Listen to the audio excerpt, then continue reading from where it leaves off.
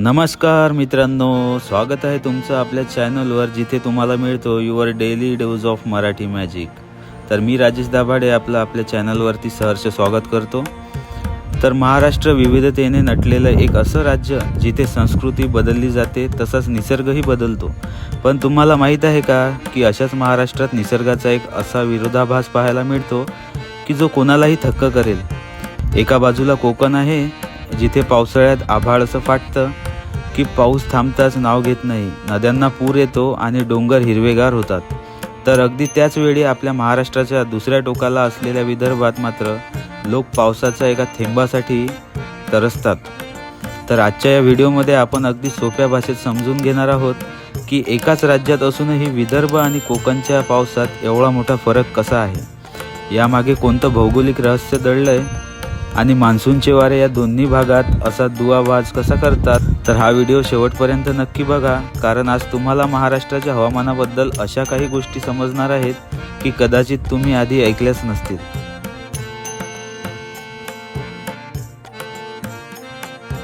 तर सुरुवात करूया महाराष्ट्राची किनारपट्टी म्हणजेच आपल्या लाडक्या कोकणापासून। तर कोकण म्हणजे पाऊस आणि पाऊस म्हणजे कोकण, हे समीकरण नवीन नाही। जून महिना सुरू झाला की अरबी समुद्रावरून येणारे मान्सूनचे वारे सर्वात आधी कोकणात धडकतात। येथे पाऊस नुसता पडत नाही तर तो कोसळतो सुद्धा। सरासरी 2500 किलोमीटर ते तब्बल 4000 किलोमीटर पर्यंत पाऊस पडतो। गगनबावडा किंवा महाबळेश्वर सारख्या भागात हा तर आकडा 5000 मिलीच्याही पार जातो। इथे पाऊस सलग 4-5 वेळेस कोसळून पडतो, ज्याला आपण पावसाची झडी म्हणतो। त्यामुळे तिथले जनजीवन विस्कळीत होते, मुंबई लोकल थांबते, चिपळूण महाडसारख्या शहरात पूर येतो। पण विचार करण्यासारखी गोष्ट ही आहे की अरबी समुद्रावरून येणाऱ्या ढगांकडे एवढं पाणी कुठून येतं आणि ते कोकणातच एवढं का बरसतं। याचं उत्तर दडलंय एका कोकणाच्या पाठीशी उभा राहिलेल्या एका सहकार्यामध्ये, म्हणजेच सह्याद्री पर्वत। याबद्दल आपण पुढे सविस्तर बोलणारच आहोत। आता वळूया कोकणापासून शेकडो किलोमीटर दूर असलेल्या पूर्व महाराष्ट्राकडे, म्हणजेच विदर्भाकडे। तर नागपूर, अमरावती, अकोला, चंद्रपूर आणि गडचिरोली हा सगळा विदर्भाचा भाग आहे। कोकणात जेव्हा महापूर आलेला असतो तेव्हा विदर्भात काय परिस्थिती असते। विदर्भातील पावसाचे वास्तव: विदर्भात सरासरी 900 मिमी ते 1100 मिमी पर्यंत पाऊस पडतो। गडचिरोली आणि गोंदियासारख्या पूर्व भागात थोडा चांगला पाऊस पडतो, पण पश्चिम विदर्भात पाऊस खूपच कमी असतो। विदर्भात पाऊस सलग पडत नाही, तिथे तीव्र ऊन आणि कडक उकाळ्यासह अचानक गडगडासह थंडरस्टॉर्म येतो। येथे अनेकदा पावसातही लोक ड्राय स्पेल पडतो, त्यामुळे शेतकरी चिंतेत असतो।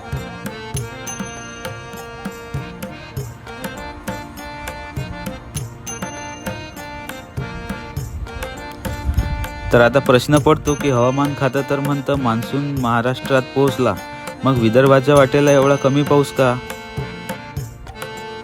तर मित्रांनो, या संपूर्ण अफवांमागे सर्वात मुख्य कारण आहे भूरचना, म्हणजेच आपली जिओग्राफी, आणि त्यातही सर्वात मोठी भूमिका बजावतो आपला सह्याद्री पर्वत। तर शास्त्रज्ञांच्या भाषेत याला प्रतिरोध पाऊस असं म्हणतात। चला तर सोप्या भाषेत समजून घेऊया। अरबी समुद्रावरून येणारे मान्सूनचे वारे पाण्याने पूर्णपणे भरलेले असतात। हे वारे जसजसे जमिनीकडे येतात तसा त्यांच्या समोर भिंतीसारखा सह्याद्री पर्वत उभा राहतो। तर या पर्वतांमुळे ढगांना पुढे जाता येत नाही, त्यामुळे ते पर्वत ओलांडण्यासाठी वरवर चढू लागतात। तर गेल्यावर तापमान कमी होतं, ढग थंड होतात आणि प्रचंड पाऊस कोकणाच्या भागातच पडतात। जेव्हा हे ढग सह्याद्री पर्वत ओलांडून पुढे देश, मराठवाडा आणि विदर्भाकडे जातात, तेव्हा त्यांच्यातील 90% पाणी आधीच संपलेलं असतं। यामुळे सह्याद्रीच्या पूर्वेकडचा भाग हा पर्जन्य छायेचा प्रदेश बनतो। विदर्भ जरी या छायेपासून थोडा दूर असला तरी अरबी समुद्राच्या वाऱ्यांचा प्रभाव येथे पोहोचेपर्यंत खूप कमी झालेला असतो। आता तुम्ही म्हणाल, अरबी समुद्राचे वारे विदर्भापर्यंत पोहोचत नाहीत, तर मग विदर्भात पाऊस पडतोच कसा। येथे मान्सूनची दुसरी बाजू काय असते? तर भारतात मान्सून 2 मार्गांनी येतो। अरबी समुद्र शाखा ही शाखा कोकण आणि पश्चिम महाराष्ट्रात पाऊस पाडते. आणि दुसरी म्हणजे बंगालचा उपसागर ही शाखा. तर ही शाखा भारताच्या पूर्व किनारपट्टीहून येते आणि प्रदेश आणि देशात आपल्या प्रवेश करते.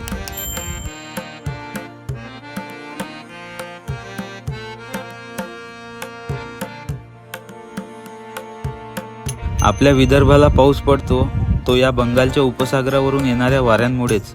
हे वारे ओडिशा, छत्तीसगड ओलांडून विदर्भात प्रवेश करतात.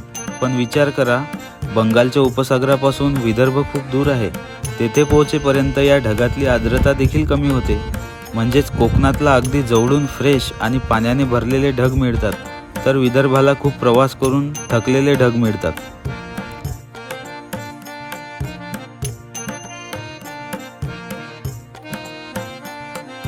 तर पावसाच्या या फरकामुळे या दोन्ही भागातील शेती आणि संस्कृती पूर्णपणे बदलली आहे. कोकणची शेती म्हणजेच कोकणात पाणी भरपूर असल्यामुळे तेथे भातशेती मुख्य पीक आहे. याशिवाय नारळी, पोपडी आणि जगप्रसिद्ध हापूस आंबा येथे होतो. येथे पाऊस जास्त असल्यामुळे पाणी साठवून ठेवण्याची चिंता नसते, पण अतिपावसामुळे पिकांचे नुकसान होण्याचा धोका असतो. तर विदर्भाची शेती कशी आहे? विदर्भात पाऊस कमी आणि जमीन काळी कसदार आहे. त्यामुळे येथे कापूस, सोयाबीन, तूर, नागपूरचे प्रसिद्ध संत्रे पिकवले जातात.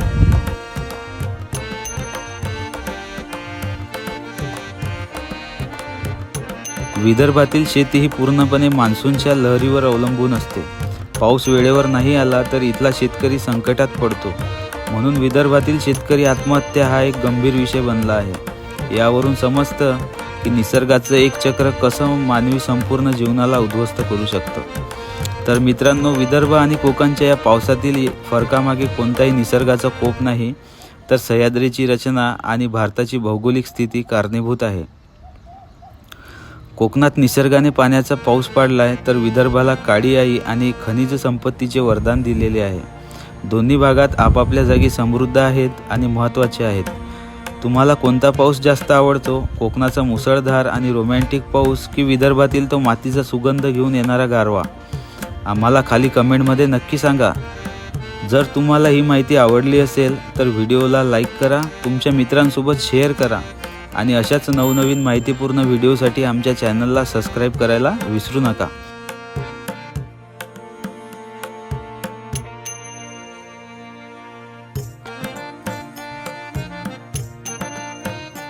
तर पुन्हा भेटूया अशाच एका निरंजक विषयासह. तोपर्यंत पाहत रहा आपल्या चॅनलवरती आपले व्हिडिओ. धन्यवाद. जय हिंद, जय महाराष्ट्र.